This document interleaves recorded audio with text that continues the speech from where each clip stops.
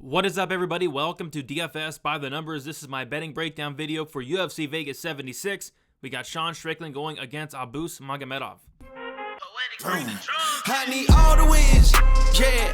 Harder than all that is. You better move, you might get knocked out. Knocked out. You better move, you might get knocked out. Knocked out. You better move, you might get knocked out. Knocked out.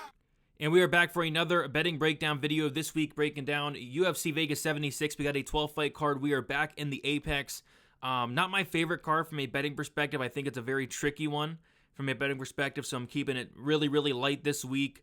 Going to attack next week a lot heavier. We have UFC 290 next week, International Fight Week, an absolute stack card.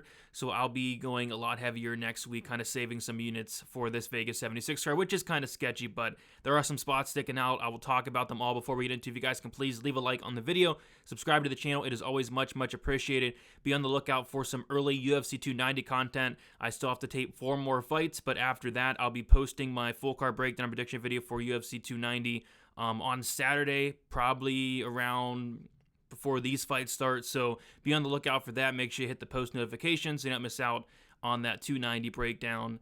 Because yeah, really looking forward to that 290 card. This card it's solid from a fan perspective, but from a betting perspective, like I said, it's kind of tricky this week. So gonna keep it light. We'll see what happens. All right, I say we get into it, and we're going to start with the first fight on the card. This bout order has changed like multiple times throughout the week, so bear with me. I know this is not 100% correct or really correct at all. We got Carol Hossa, Yana Santos. Carol Hossa, I was kind of tempted in the money line, minus 150 earlier in the week. Now she's like minus 175, minus 180 on some books. And at that point, I really don't have a ton of interest. I didn't think Carol Hossa looked the best at the weigh-ins. And then also, it looks like Yana Santos is going to have a pretty big size advantage. So laying a chalk in this type of fight is not really something I want to do, but the pick is going to be Carol Hossa. I'm just not really sure, where Yana Santos is at this point of her career. She has not looked great as of late. But with that said, she's been fighting Holly Holm and Irene Aldana, who just fought for a title. So honestly, it's kind of a sketchy fight, and it's probably a fight that should be stayed away from. I'm going to pick Carol Hossa, but laying this much chalk on this fight is not something I want to do this week. Moving on, we got Bruno Ferreira going against Sultan Rozaboev. So I do have the under 1.5 rounds parlayed. So my parlay for this card, I have 2 parlays. My first parlay is going to be the under 1.5 in the Ferreira Rozaboev fight, minus 110, parlayed with the Joe Anderson Brito, Weston Wilson under 1.5, minus 280. They came out to plus 100 on DraftKings Sportsbook. I have 1 unit on that parlay. And yeah, Bruno Ferreira, this guy is undefeated, 10-0. All of his wins come in the before 1.5 rounds. I think he's been to the second round twice in his career, but all of his wins come under 1.5 rounds. Bruno Ferreira has never seen the over 1.5 round mark. I think this fight's going to be an absolute car crash. Rozaboev has not seen the second round in like 8 fights. Rozaboev is very dangerous, very big for the division. I think somebody's getting served here and served here early. I think Bruno Ferreira is the one going to do the serving here. I think he probably knocks out Rozaboev. I know Rozaboev has a ton of fights on his record, but has not really fought anybody that good. I think Ferreira inside the distance was something I at least considered, minus 140 earlier in the week. Now it's like minus 170. Don't really love that. The Ferreira knockout was something I considered around a pick'em. But, laying chalk on a knockout prop, not something you really want to do. But I just parlayed up that under 1.5 rounds with the Brito under 1.5 for plus money there. So that's how I'm attacking this fight. But I think Ferreira gets it done, and probably in the first round. Moving on, we got Alexander Romanov going against Blagoy Ivanov. This is one where I really wanted to wait and see the weigh-ins. I wanted to see what kind of shape Alexander Romanov showed up in today. And he looked about the same than he did in the Volkov fight. So I remember I had a bet on Alexander Romanov when he fought Alexander Volkov, and I bet that like the Sunday before. So beats him live movement, all that, and then he shows up at weigh-ins and just looks completely terrible. I'm terrified of that bet, and I actually hedge with like the fight doesn't go to decision because I'm like, this guy's not going 15 minutes. Kind of the same thing here. So it's kind of interesting. We have a guy in Alexander Romanov who probably has about 2 minutes of cardio, and he's going against Blagoy Ivanov, who has never had a fight finish inside the distance in the UFC, and he's fought some hard hitters like tied to Ivasa Derek Lewis, right? So something's got to give here. What I ended up doing was, I think Blagoy is the side here. If you like Romanov, you probably bet him first round, because I really don't think this guy has more than 2 minutes of cardio. I'm not sure what's going on with Romanov, but he's a guy that looked in incredible shape for like the Sherman fight. There was another fight where he looked in pretty decent shape, but these last two fights just looked awful, to the point where I have serious concerns about him going the full 15. So I think the Ivanov money line is solid, but I got a little bit greedy. I took Ivanov inside the distance at plus 350 and have a half a unit on that. I think all he has to do is literally survive the first 2 minutes and 30 seconds, take over as the fight goes on, and finish Romanov at some point in this fight. I'm leaning second or third, but if Romanov looks anything like he did against the Volkov fight, he might even get finished in the first. I mean, so we'll see what happens, but I think this fight does finish inside the distance. I think the fight doesn't go as solid, but I'm taking Ivanov to win this fight inside the distance, plus 350, half a unit. Moving on, we have Luana Carolina going against Ivana Petrovic, and unfortunately, I did pull the trigger on Luana Carolina. I've been, going back and forth whether I wanted to do it all week. Slept on it a couple nights, had nightmares about it a couple nights, and ended up pulling the trigger on Luana Carolina, half a unit, plus 185. It just doesn't make a ton of sense. This line makes no sense to me. I just wasn't impressed at all with Ivana Petrovic. She's new in terms of MMA, just became a pro, I think, like 2 or 3 years ago. Her striking is not great. She's going to be at a massive striking disadvantage here. The one thing about Petrovic I did like was her ground game when she gets on top, but she doesn't really have the wrestling to get it there. If Carolina can stuff the takedowns, keep it on the feet, I think she looks like the favorite here. It's just a line that's off. Could Petrovic take down Carolina and finish her? I think so. So I think the Carolina decision only on DraftKings is probably safer, but I just ended up going with the money line here, half unit, plus 185, like I said, unfortunately. And I don't want to hear any comments saying that Luana Carolina ruined your parlay if she does lose this fight. Because don't parlay Luana Carolina. I mean, it's every time. Like some of these female fighters ruin your. Don't parlay up Luana Carolina, and for the love of God, don't parlay up Ivana Petrovic. I think the best move here is the pass, but it's just a line that doesn't make sense. And no matter how bad I think either fighter is, it's plus 185. So give me Luana Carolina. Not too happy about it, but it's a bet I was forced to make. Guram Kuditaladze going against Elvis Brenner. Guram minus 700. The only thing that kind of sticks out here is like Guram inside the distance at around even money. Nobody really thinks Guram finishes this fight really besides me, so I thought I'd be getting like a much better price tag on Guram inside the distance, but that's just not the case, and it's not going to be the case when he's a minus 700 favorite. Brenner never been finished, but he's never fought someone like Guram Kuditaladze who's very good. Guram has 0 finishes in the UFC, but that's because he's fighting, really, really good guys like Ismagulov and Gamrot. So this is a massive, massive, massive, massive, massive step down in competition for Kuditaladze. He should finish this guy, but you're not getting a great price tag on it, I'd say. So I don't have anything on this fight. I'm going to pass on it more than likely, but I think Guram makes it look pretty easy, but there's not much you can do with the minus 700 favorite. Moving on, we got Joe Anderson, Brito going against Weston Wilson. 2 parlay pieces here. I parlayed the under 1.5, like I said, with the Ferreira under 1.5 for plus money, plus 100, 1 unit on that. And then I also parlayed the under 2.5 rounds with something from UFC 290 next week, and that is Vitor Petrino. 2.5 units on that. Pretty big bet. And that came out to minus 155 for Petrino in the Brito under 2.5 rounds. It's not too often you see a minus 1,400 favorite. Brito inside the distance is like anywhere from minus 550 to minus 700. Brito round 1 is anywhere from like minus 200 to like minus 250. I mean, it's wild. It's a pretty big mismatch here. I think Brito handles this guy accordingly, probably by knockout in the first round. But if he wants to take him down, I think he can sub him as well. So I think the under 1.5 solid parlay piece, although it's completely chalky, it probably hits. Under 2.5. Good parlay piece, really chalky probably hits. Brito inside the distance, round 1, I think it all hits. It's just you're paying a very hefty price tag for all those. So, but I think Brito gets it done this week. Round 1. Renat Fakhretdinov going against Kevin Lee. Nothing here, kind of a sketchy fight. I think the overs are solid. The fight goes is solid.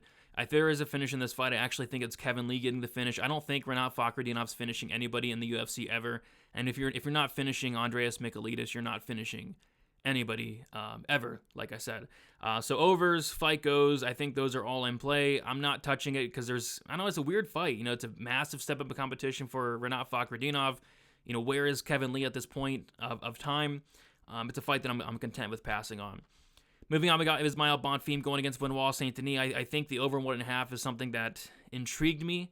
I think it hits, but I feel like it's one of those where it could hit, but it could be super sweaty. I think these guys are going to get after it. Benoit Saint-Denis, very dangerous on the mat. He's super tough, but he is very hittable. Bonfim has power. So this fight could finish early, but I do lean towards it getting extended. I think Bonfim eventually gets the finish, but I think it's probably over 1.5 rounds. I didn't pull the trigger on it, and the line kind of got away from me a little bit, so I'm not going to touch it, but I think if I was forced to bet anything on this fight, it would be that over, but nothing I'm running to the window for, especially at the chalky price tag now. Moving on, we got Melissa Gatto going against Ariana Lipski. I like Gatto here quite a bit, and I like Gatto inside the distance. I have a half a unit on her inside the distance at plus 150. I mean, it was just a couple fights ago where we saw Montana De La Rosa get on top of Lipski and finish her via ground and pound. Montana De La Rosa is not finishing anybody. We saw the bad Shevchenko, Antonina Shevchenko, expose Ariana Lipski on the mat. Antonina Shevchenko, she's a striker, so that was just a terrible look. And now I think we're really overrating Lipski after JJ Aldrich decided to not fight in her last fight. So I think if Gatto gets this fight down to the mat, whether she's on top or bottom, I think she finishes there. I think Gatto's another level once this fight does hit the mat. On the feet, it will be close. It will be competitive, but Gatto has power as well. But yeah, I think one takedown of the fight could be over shortly after type situation. So I like Gatto here. Do I like the minus 240? No, I don't, but plus 150 inside the distance. I think if she does win this fight, it is by finish here. Lipski's been finished like 4 times. Michael Morales going against Max Griffin. Wide line here. I think Morales probably does win this fight, but this is a bet that did stick out to me. It's the plus 3.5 point spread for Max Griffin. Hit this last week with Jack Jenkins. Should I have hit it? Probably not, honestly, but the judges are pretty bad. So judges helped me out a little bit last week with Jack Jenkins. Point spread. I'm going the same thing. Max Griffin, points spread, plus 3.5, DraftKings Sportsbook, minus 110, 1 unit. I think it's a close fight. Max Griffin, this guy's 9 losses, 8 of which are by decision. The guy's super tough. I think we get a decision here. I think Max Griffin has his moments. I think this fight could even be like a split decision type fight. Michael Morales, like a 40% strike in defense. Curious to see who wins these wrestling exchanges as well. But yeah, I think it's a competitive fight here. I think it's a clear dog or pass situation. I think Morales probably gets his hand raised because if this fight is close, does go the distance, are they going to give it to, Max Griffin, or are they going to give it to the undefeated 25-year-old 14-0 guy? I think they'll give it to Morales one way or another, but I think it's going to be close and competitive here. So give me the plus 3.5 point spread for Max Griffin there. 1 unit, minus 110. Moving on. We got Damir Ismagulov going against Grant Dawson, the most highly debated fight of the week. A lot of people very confident in both sides, especially on Ismagulov. Like, people are out there saying, max bet Ismagulov. I mean, I wouldn't do that. I get what y'all are seeing, but if this fight was 2 years ago, yeah, I'd be doing the same thing. I'd be all over Ismagulov, but at this point, narrative aside, even we know the narrative, Ismagulov retired, he's coming back, all that, we've heard it all week, but I think it's a close matchup, regardless. I think Ismagulov obviously is levels above Grant Dawson in terms of the striking, but what is that going to matter when Ismagulov's pinned against the cage and on his back and, getting his back taken? You can't strike with somebody when you're getting your back taken. And Ismagulov gives up his back a lot. He gave up his back a lot to Sarukian. Sarukian wasn't really able to... He was able to take advantage of that a couple times throughout the fight, but I think Dawson, if he takes your back, you are not going anywhere. Dawson's control is very, very good. Obviously, Dawson doesn't have the MMA wrestling of Sarukian, but I think Dawson's control is a lot better than a guy like Arman Sarukian. And if he can take the back of Ismagulov, like I said, he's staying there. The cardio was another concern of Dawson, but I'm concerned about Ismagulov's cardio as well. I mean, he lost the 3rd round against Rafael Alves on all 3 judges' scorecards. Just not a good look. I think it's a close fight. I think it goes to decision. I think the judges probably screw it up, but hopefully they screw it up in my favor because I'm taking Grant Dawson, half a unit. Got plus 122, my first bet of the week. It's a pick'em now. Line hasn't moved a ton, but the line has close to a pick'em. And yeah, if you like the Ismagulov side, you're getting a great price. If you like the Dawson side, you're getting a great price. I'm not like extremely confident in Dawson, but with the narrative baked in and all that, and I think it's a close fight, I had to take the plus money shot on Grant Dawson. So if you can still get plus money, really either side, I think it's the move. But Grant Dawson is the side I'm lining up on this weekend. Sean Strickland going against Abus Magomedov. I have 2 bets here. I was able to smash some line movement on the Magomedov scorecards, no action, aka the finish only, plus 110 for half a unit. That's now like minus 120. Best price. DraftKings does have the KO only, and they have Magomedov sitting at plus 100 for that KO only, which I think is interesting. But I'm on the finish only for Magomedov, and then I'm also on the fight to end by knockout. I have a half a unit on that at plus 120. The reason being is I think if Magomedov wins this fight, it's first round knockout. I don't really see it playing out any other way. I don't think Magomedov is going to wrestle Strickland here effectively, at least. He might try to, but is he going to be able to do that for 5 rounds? I don't think so. Magomedov has 5-round fight scheduled. I think it's like 5 or 6 5-round fights scheduled. All 5 or 6 of those, every single one, ended inside not only the distance, but the very first round. So what does Magomedov look like in the 3rd round, the 4th round, the 5th round? We don't know. Maybe it looks really good. Maybe it looks really bad. But there's a lot of question marks with this fight. So yeah, give me the fight to end by knockout. I think it's Magomedov early. Strickland is going to be very live for a late knockout, I think. And those are the 2 spots I'm attacking there. So yeah, kind of like a light slate here. Not a ton sticking out. 8 bets, 7 bets being plus money. So we'll see if we can hit some plus money bets, but I'm keeping it super light. Going to attack next week a lot heavier. But yeah, sketchy card here. 2 money line bets, both plus money dogs. Grant Dawson plus 122, half a unit. Luana Carolina plus 185, half a unit. Half a unit on the Magomedov finish only, plus 110. Half a unit on the fight ending by knockout, Magomedov Strickland, plus 120. Half a unit Ivanov inside the distance, plus 350. Half a unit Gatto inside the distance, plus 150. A Max Griffin point spread, plus 3.5. 1 unit, minus 110. And then my parlay under 1.5 rounds in the Brito and the Ferreira fight, plus 100 for 1 unit. And then my parlay for UFC 290, the Brito under 2.5 rounds, parlayed with Vitor Petrino, came out to minus 155 for 2.5 units. That is it, guys. Be careful. Sketchy card. I mean, when I'm betting on Luana Carolina, I mean, that tells you everything you need to know about this card. It's a very sketchy card. I'd be careful, but let's see if we can make a little bit of money and then hopefully make a lot of money next week for UFC 290. Best of luck, guys. We'll talk to you soon, and see ya.